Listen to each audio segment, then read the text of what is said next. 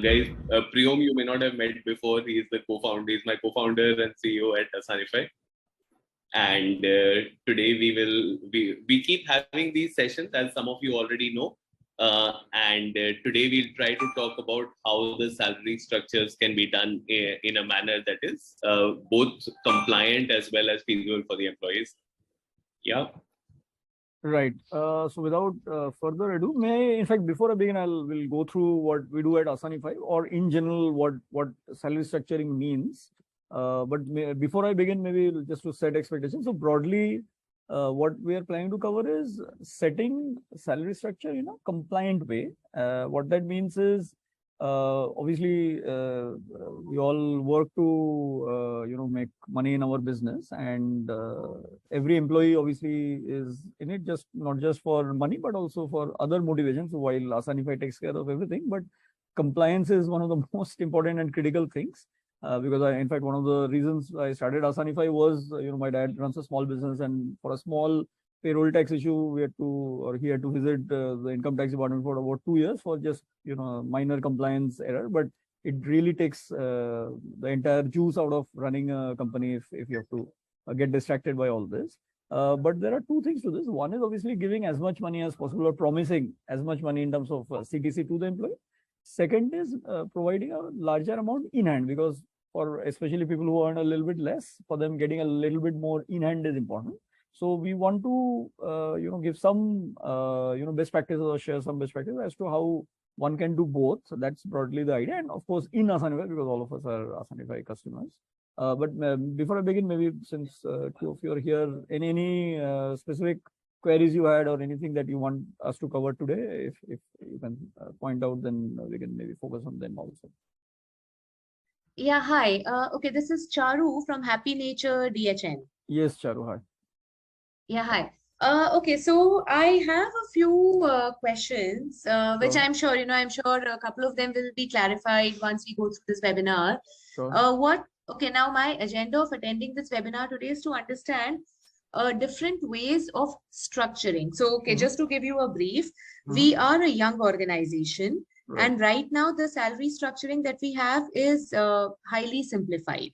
Sure. However, as we grow, we'd like to bring in, a few more components to the salary structure. Yeah, so now a little complex salary structure. So however, you want to go from simple to complex, basically. Yes, because right now it's highly simplified, and we're just looking at something which is a little more complex. Sure. Without having too much impact on the PF and ESI liability. Because I understand, when you keep it very simple, it's the PF, ESI liabilities are lower. However, when you add more components, so again, I'm trying to understand, the best We'll talk about, just that, I mean, broadly so again, speaking, simple is good. We are Asanify, so we want to keep things simple. I know. The objective of complexity is probably to improve the in-hand, take home or better tax improvement. So while, in how you think about it is complex, but we will try to make it very simple so that, from your end, it is still simple. Just that for employees and they have more in hand. So typically complexity means, say, things like flexible basket, flexible basket plan. It may mean some reimbursement component where against bills you can get some, money out. So these are all features available for some of. I mean, we are rolling out some of these advanced features also. It is already live with some customers. We'll discuss that also. All right. Anybody else before I begin? Anything specific that you want to cover? I mean, since we have a small amount of time, let me just jump into it. So broadly, the first big question is, what is CTC? And how does it impact payroll? Maybe I'll just start with that question. So CTC, obviously, I mean, I'll not get into a quiz mode, but it's a cost to company. And when we say salary, sometimes in many compliances also the word salary is mentioned. Just that those all terms can be interchangeable, and in many cases may cause confusion. So I'll talk about, one is the offer letter, salary structure, what you give to an employee. And then I'll try to link it to how that impacts your payroll and in-hand pay. And then maybe we'll talk about Asanify. So very quickly, I'll just cover the theory, and then maybe, or maybe I'll just start with a practice instead of, boring you with theory. So let's just say you want to just give a salary to, say, Vishal Agrawal. Now his salary promised CTC to him is say 12 lakhs annually. And that is broken down by components, say basic, HRA. HRA is house rent allowance. And whatever is left basically is clubbed under special allowance. It's a very simple structure. Most of us will have it. First and foremost, I suggest that is very good. Like having it simple, because for management also it is very useful to have things simple for the employees to understand also. Because one of the major queries is why is my in hand such and such, right? So if the more simple it is for the employees, the easier it is to understand. However, in some cases for the employees, it may be a little bit more beneficial if they have more in hand. So that's why many companies go for things like flexible basket and so on. So we'll talk about that also. Now this CTC, firstly, let me just start with this, that the CTC amount has no specific bearing to payroll, because many companies promise, I mean, for whatever purpose, and all I respect all the purposes, that the total CTC amount, there is not very strict labor laws around it, what you can say as CTC or not.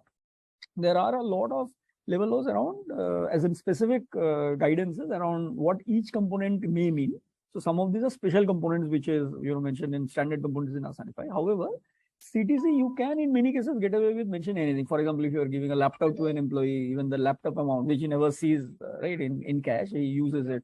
So that may be mentioned. Some companies I know also mention, say, electricity costs, rent, if you're, incurring office, if you're renting office space per seat, that also is allocated in many cases for some companies. And from an accounting purpose, that is correct also. Just that for the employee, when he sees it in his offer letter, sometimes having a large CTC can be a differentiator between you and another company which is offering less. However, for payroll, we completely ignore this one term. So whenever you are, say, creating a just things around, say a new salary, let me just I'll just delete the salary and just create a fresh salary just so that this thing is clearer. So if I am adding someone's salary, say he has provided. So first thing is you can highlight, whether the compliances, which of the compliances are applicable. So for example, this is very important because for PF, there is a employer contribution of PF, and I will, if time permits, we can break down further. But these are the 4 standard compliances. Over and above that, obviously TDS is a compliance, just that you can't opt in or out of TDS. If the salary is within the range, you have to pay TDS. That's just no two ways about it. So you don't ask anyone around, whether this component is applicable or not. So assuming that that is the CTC structure, then say here he's supposed to earn, say, 12 lakhs. Now, this you will see is the next step, that we break down the CTC into specific components. Now, typically, if the employees are in a metro, so HRA is specifically for rent. If you are renting, then HR is useful. If you are not renting, HR is not at all useful. It's just as good as putting it under special allowance. There are some labor law requirements that will come in, very soon. It was a guidance last financial year. It did not become a law yet, but there is a lot of push towards making basic, which is a very, very, very important component, because for all practical purposes like gratuity, even leave encashment, basic is considered to be the salary. So that is one of the most important components. And it is typically expected to be 50% of CTC according to the level of guidance, but this is not a law. So feel free to play around with it. Just that if you reduce the basic, then the amount of benefit the employee gets may be reduced. While employees may not understand it, but as HR people, I recommend you to keep as close to 50% of CTC as possible, because increments, leave encashment, all of this depends on basic. Gratuity, for example, depends on basic. And at least 40%, below that is strictly not recommended, and up to 50%, because beyond 50%, you will as an employer lose out. So that is the balancing act. So part of the science and the art of a CTC management is to balance what is beneficial for the employee and what is beneficial for you as an admin or as an employer, right? Then come some of these other components like, say, PF employer contribution. We'll talk about some of the compliances maybe later. We'll just park that aside for a bit. Now assume your employee, if he is paying rent, then for metros, what happens is the HRA, HRA is a weird component. It is basically a minimum of 3 things. So the actual amount of, minimum of 3 things, which are depending on whether you are in a metro city or non-metro city. And metro is not just how we consider metros nowadays, like say Hyderabad, Bangalore, these are all considered metros, but these laws were a bit archaic. So there are only 4 metros from the purpose of HRA. All of you might be already aware. So at the cost of repetition, which are the traditional old metros like Kolkata, Mumbai, Delhi, and Chennai. So if you are in one of these 4 cities, then it is recommended that HRA be 50% of basic. That is because the way HRA is calculated is minimum of I think the actual rent paid. Minimum of HRA component. Second component is the actual rent paid minus 10% of basic, or 40% of basic if you're in a non-metro, and 50% of basic if you're in a metro. So it's a weird calculation. However, if you are in a metro city and the employee is paying a rent, then for metro I would suggest you keep it at 50% of basic, and non-metro 40% of basic, because that's how the limit works within HRA calculation. If the employee is not in in a rented apartment, then HRA is a waste, because you can't take benefit of HRA and there's no tax benefit. I mean, while you can still give the component, ideally you can just put it to special and keep it simple. So unnecessarily complex, making it complex becomes very difficult for both admins and employees. While I mean, system-wise we have tried to make it easy, just that interpretation always becomes a challenge. So that's broadly the recommendation. Priyam, I have a question here. Sorry, I'm interrupting. Okay. Okay, so you're saying if you're not renting, you don't necessarily have to have the HRA component, which means you can put this amount in the special allowance amount. Yeah, so because however, I'll maybe I'll hear your objection to this or your actual query, but just so that we are clear that the reason we are saying this is, except basic, and if some of the other components have special meanings, we'll come to that. But if you do not provide any reimbursement component, which is a special class of component where against bills you have to get it. If you are not doing that, if you're only having earnings and basic deductions, then none of the other components has any special significance. So no point in having HRA, for example, if there's no tax benefit. So it is only regarding tax. And if your employees fall below tax bracket, so it is the simplest of things to have basic and special allowance only, and not bother with anything else. But then the HRA component is excluded from PF contribution. So that has an impact, because when you're counting PF, when you're doing your calculations for PF, you do not include HRA components. So which means it is not about HRA, it is about anything non-basic. So HRA, so PF calculation, I didn't come to PF yet, but maybe we'll get to that. But Provident Fund, so for all those the deductions, all the 4 compliances we mentioned, except TDS, everything has a gross definition.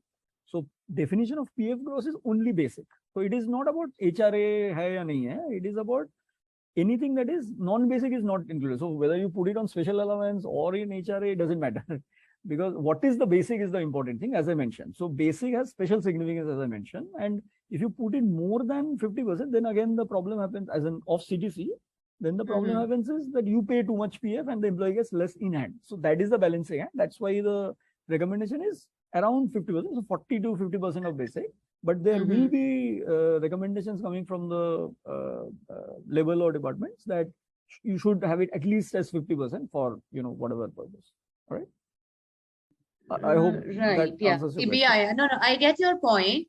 But also from my understanding, and this is because I have talked to a couple of consultants who actually deal in these compliance calculations. Okay. So which for them the HRA component kind of becomes necessary, because it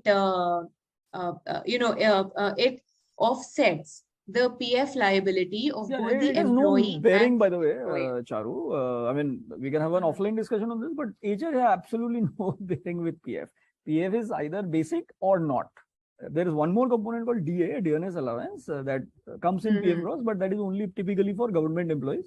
Non-government employees do not typically have a dearness allowance. So it's only basic or not. So the not part, you can put it in HRA, you can call it my special component, you can call it special allowance, it doesn't matter. It will just not come in PF. So it doesn't matter. So if you don't have rent, you can put it anywhere else. It does. I mean, if you put it as HRA also, it doesn't matter. If you put it on special allowance also, it doesn't matter. That's the basic requirement. Of course, I mean, I'm not a labor law expert. If there are, feel free to educate with them. The system can support everything, but that's our recommendation. All right. So moving on. So once you do it, what the main factor in all of this is obviously tax calculation. Now, even if you don't know the nuances, but we'll get to cover some of this. What does the component mean? But I just wanted to go through the one single salary structuring exercise. You will see that HRA, basic, special allowance, CTC. Now in Asanify, as of this version, we only support a sum of parts model. Okay, CTC has to sum all the earnings components that you are adding. Many people also get confused because in offer letters, for example, PF is mentioned, right? So PF deduction is there. Your ESI can be there, tax, etc. obviously comes, professional tax, all this deduction. However, please note that CTC is just a sum of parts. In many cases, some companies also provide a CTC which does not sum. So for example, which is a non-cash component, which is also enabled. So for example, in Asanify, we have something called deduction. So for example, if you are paying insurance on employees' benefit, that also can be part of CTC, but which are non-cash component. However, it still has to be a sum of parts. So in some cases, your calculation and Asanify calculation may vary, primarily because the way you treat CTC may be different from how Asanify treats CTC. So as of this version of Asanify, it has to sum exactly 3 plus 6 plus whatever is the PF contribution plus special allowance and so on. So just make sure when you are entering data, the amount is clear, as in the CTC that you explain to the employee is summing up to the individual components. So don't only look at the CTC number that is on offer letter when you are entering the data, but also look at individually component wise, is there a match? Because as I mentioned, when we run payroll, we completely ignore CTC. It is just an agreement between you and the employee. And in many cases, and in the future from the UI also we will support. Currently from the backend we support, because in some cases employers want to show a CTC which is different from sum of parts. So for example, say PF deduction, ESI contribution. So legally ESI employer contribution cannot be part of CTC according to the labor laws. However, some cases people do provide it. So I mean, it's fine. Everyone has a right to do what they want. Just that ESI employer contribution, for example, you will not be able to enable it here. However, there are other ways. I mean, not directly, but you can create components and you can enable that. So we support that also. However, in a normal flow, you typically will have only earnings and whatever the sum will be shown as CTC. But when we calculate payroll, we will not consider CTC at all. We will only look at what is the HRA and what is the treatment of HRA. What is basic defined as, and there can be custom components that you can create for your own company. There are no restrictions. There are some ready-made and there are some non-ready-made, as I was mentioning, and we will get to that in the next minute.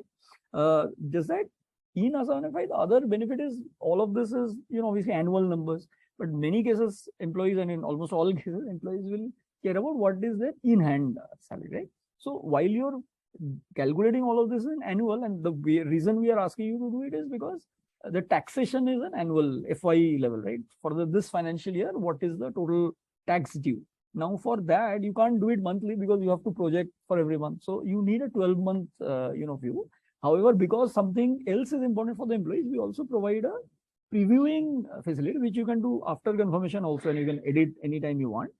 Just that this will give you, whenever a new salary is getting added, this will give you a beautiful view of what is the monthly take-home salary. Now, whatever you started with, say you started with 12 lakhs, etc. However, what is he supposed to get? That can vary depending on the date of joining. Say he has other salaries during the year. So the monthly take home may be different from what he's expecting. Say he's expecting 1 lakh, but as we saw, he's getting say 96,400. And we will show, so maybe there is a, PF, for example, employer contribution, he doesn't get in cash. It is on his name to the PF department, right? So that is taken away. The employee contribution also is obviously as a direct deduction from the payslip, it will come. So that is the reason you will not see exactly 1 lakh. And that this is the benefit that you can explain to an employee. Okay, this is why the number may be different from what is the expectation.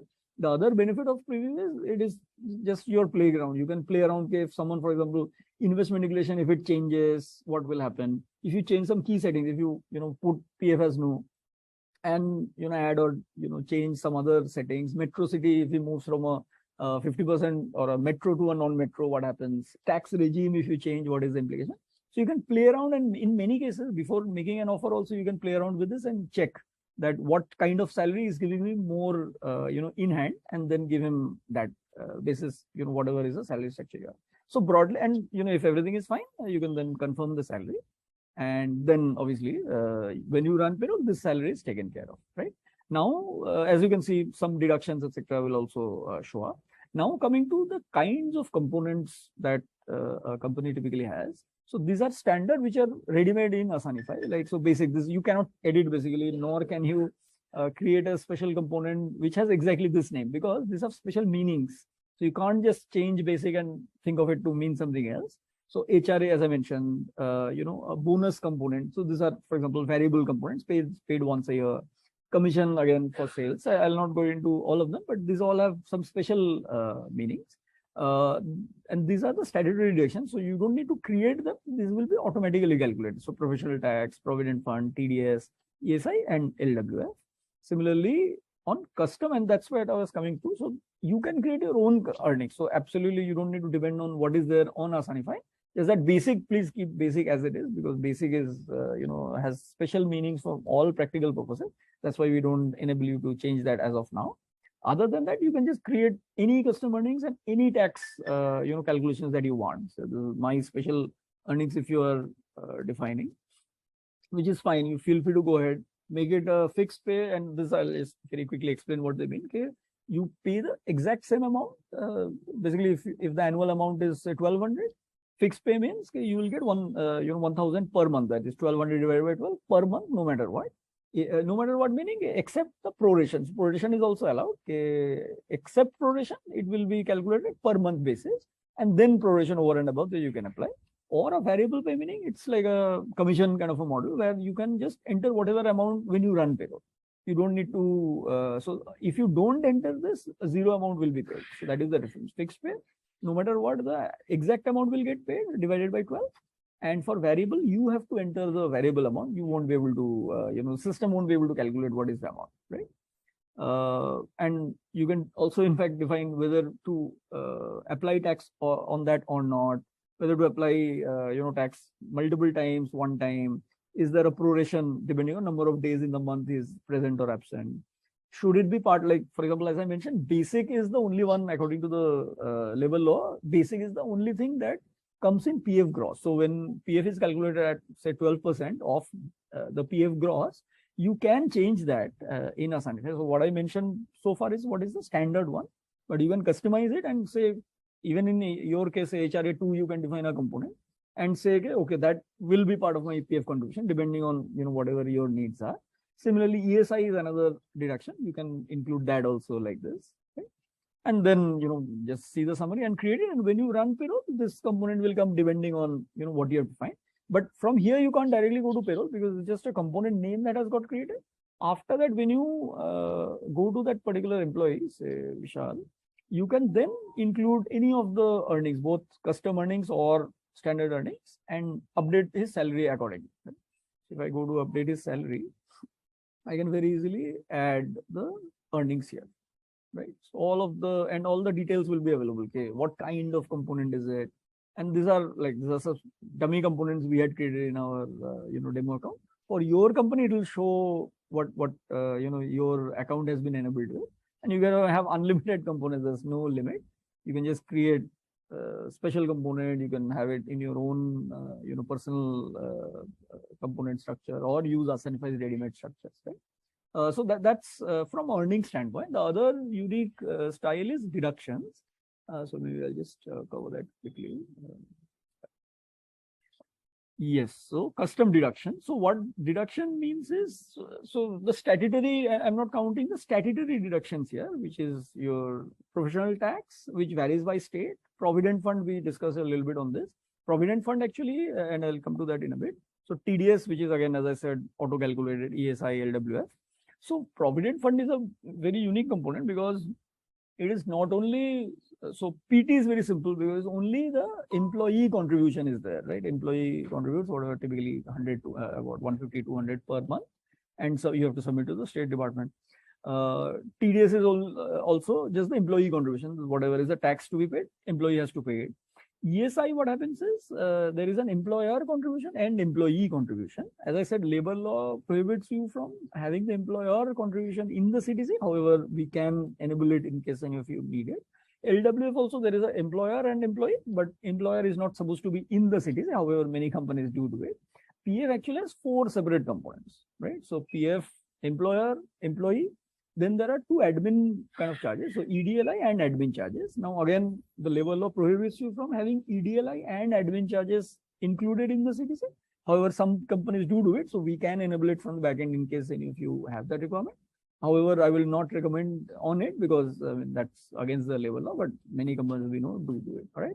And so what happens is, as I mentioned, so all of these components look at the gross, and these are all predefined.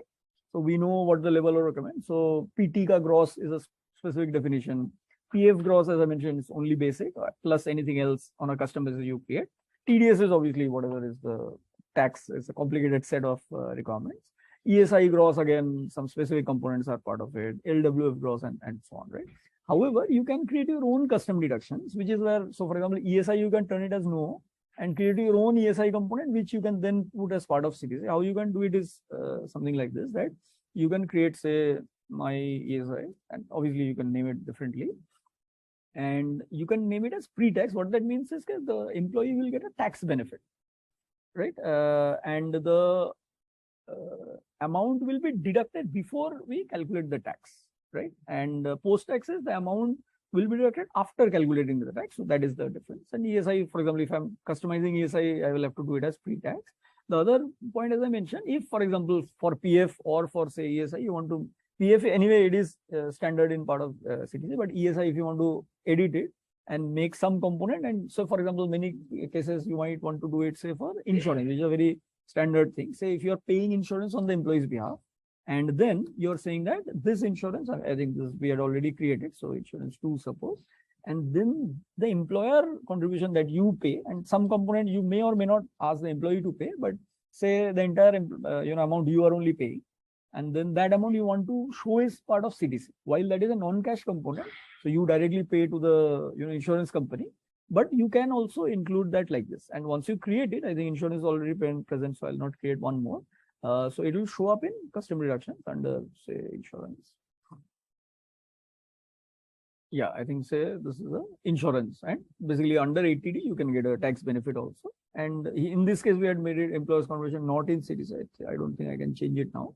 But so maybe I'll just create one more. So for example, insurance pay 1, you can include the employer's contribution in CTC. So insurance premium also is there. So I can just use this to show.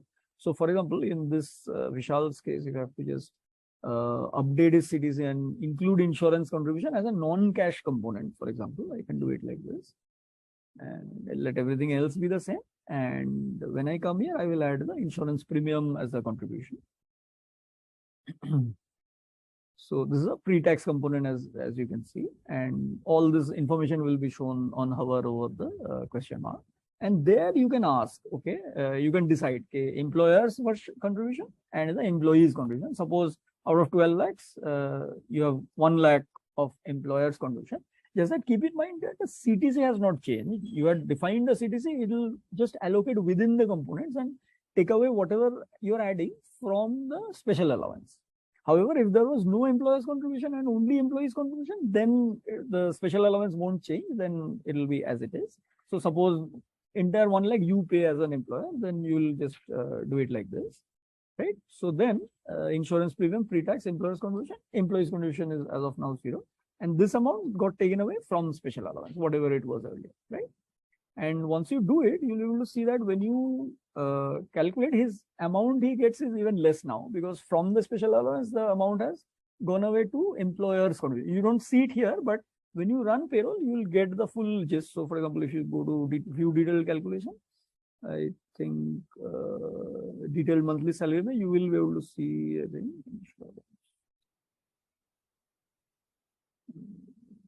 it should be there somewhere. Maybe not for this month. When we run payroll, we will be able to see it. But I think so. As I was saying, on PF gross and all that, it will calculate all of it. I think there are a lot of components here. So not, I had a typo on the calculations. Yeah. So insurance.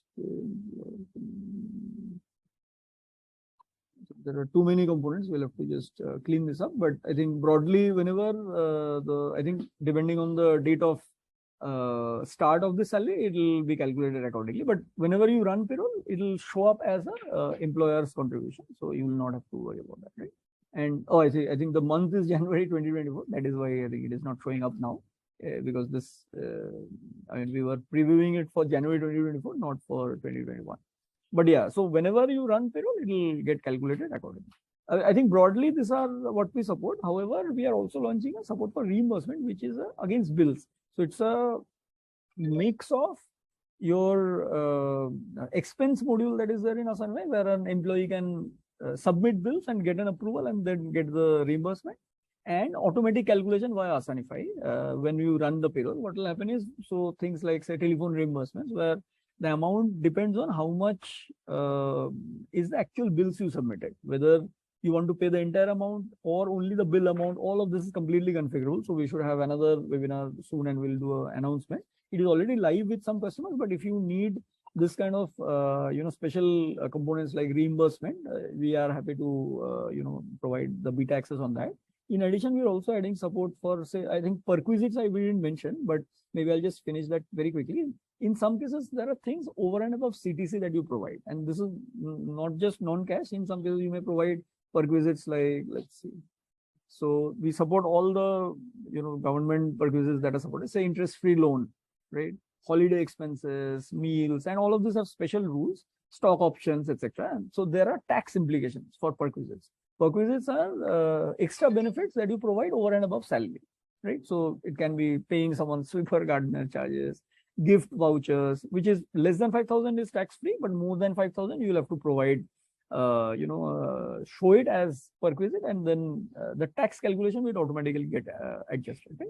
So, especially this is meant for slightly, senior employees, but that also is supported. There is over and above this thing. So, for example, if you want to provide, say, free, say, transfer of assets, for example, if you're providing a, laptop and the employee is leaving, in some cases, company also enable you to transfer the laptop to employee's account. However, whatever is the written down value of the post depreciation value of the laptop, say 20,000, it is valued when the employee is leaving, you want to give it to him, because after 5 years, what is the value of the laptop to the company anyway, you will have to buy a fresh laptop. So even if you don't charge the employee for it, so for example, when you do it, say the perquisites amount is 20,000, you are asking employee not to pay anything, or you may ask him to pay, say, 10,000 of it. Either way, then the taxable amount will get calculated, and this amount will get added to his salary. So next time when you run payroll, the TDS amount will get adjusted with this. So that is the logic for perquisites. So that is also now supported, in case you have not seen this earlier. Other than this, as I mentioned, we're also going to support a flexible basket plan, which means that employees can, so for example, HRA, as I mentioned, that not every employee has a rented apartment, right? But at the beginning of the year or during this might change. And as a HR, you are, otherwise you'll have to have all this conversation and decide which employee will rent or not rent. A better approach is to put all of this under flexible basket.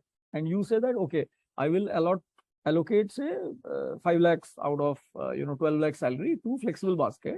An employee can decide how much to put to special allowance and how much to put to HR. Because for you, it doesn't matter, right? You are just providing the total cash. Now, where he has, so for example, some employees may be traveling. So for them, LTA may become useful, right? Leave travel allowance, which is available twice in a block of 4 years. However, whenever you do submit as LTA, it becomes tax-free. So depending on employee's personal situation, they may save taxes, which is, I think, what Charu was mentioning about, complicated salary structures. So broadly, we are, adding support within the end of this month for all of it. Already it is there, but only we have rolled it out for some customers. If any of you feel like, enabling this for your company, we can have a separate session and enable that for you. All right. I think we are almost out of time in the last couple of minutes. I hope broadly your questions got answered, but if there are any left, we can take it now, or, we can take it offline. Anything, anyone, any other questions? GP, you want to round salary off? Structuring, I think Gautam or Vinod or Charu, I think salary structuring is obviously a large topic. There are many more sessions that we'll have to do. Fundamentally, how to structure salaries, perquisites, flexible benefit. We'll probably have an in-depth session for each of these. But for now, I think at least for your companies, whatever you're currently doing, I'm sure Asanify, you guys have been running on Asanify, you can feel that yourself. But if there's anything specific, we can get in touch to see how you can better structure your salary possibly, or make the full use of what Asanify offers. Yeah. We are actually pretty much out of time now. All right. Yeah. But having said that, yeah. Anything else, please do reach out to us, and we will soon be sharing the agenda for whenever next webinar is happening. Thanks a lot, guys. Thanks. Happy Thank Diwali Thank in you. advance. Have a to good everyone. day. Thank All you. right. Bye-bye. Thank you. Oh, thank you. Bye-bye. Thank you. Wish you the same, Priyam. Yes. Thanks. Bye. Thanks. Bye-bye.